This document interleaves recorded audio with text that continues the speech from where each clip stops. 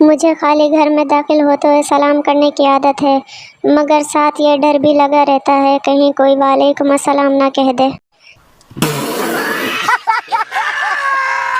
एक आदमी ने नजूमी से पूछा, बाबा मेरी शादी क्यों नहीं हो रही? नजूमी, कैसे होगी बेटा, किस्मत में सुख ही सुख लिखा है।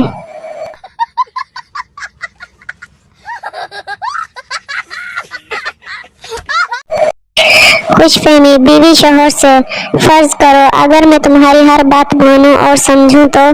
शौहर हंसते हंसते जमीन पर गिर गया। बीवी, क्या हुआ? शौहर, मुझसे ये तो फर्ज भी नहीं हो रहा।